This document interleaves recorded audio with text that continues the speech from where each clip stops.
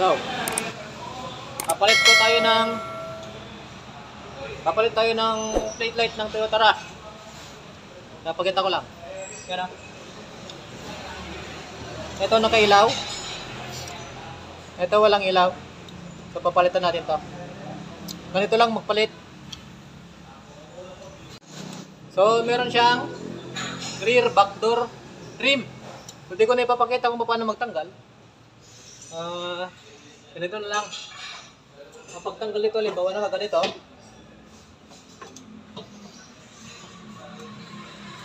Kung nakaganyan, kung nakatakip pa siyang ganyan, ang unahin nyo lang atakin dito. Unang atakin lang ito. Kung naatak na agad dito, kabila din dito.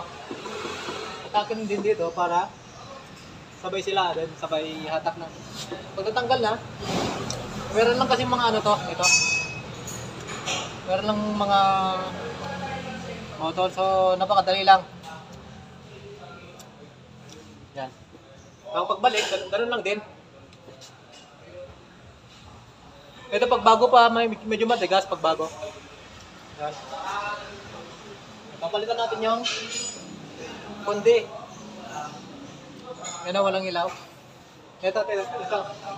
Meron siyang socket dito. Pakita ko lang. Yan. Ito papalitan natin. Ito yung nakailaw yan. Itong isa hindi. So papalitan natin. Bunutin natin yung socket dito. Yan.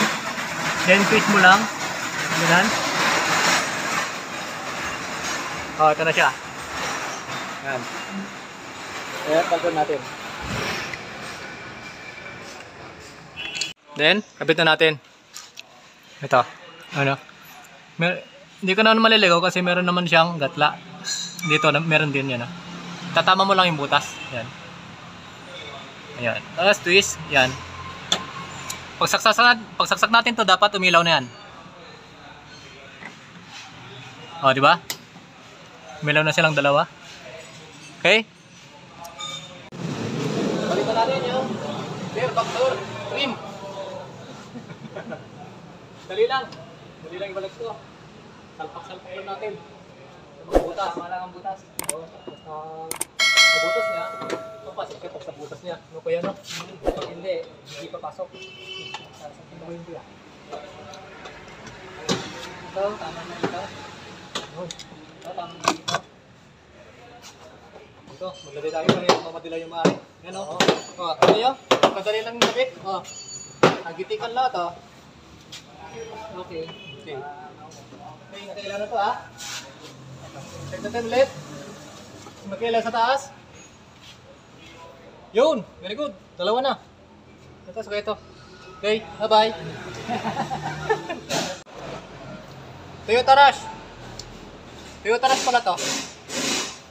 Toyota Rush, ganun lang kasimpleng magtanggal ng plate light.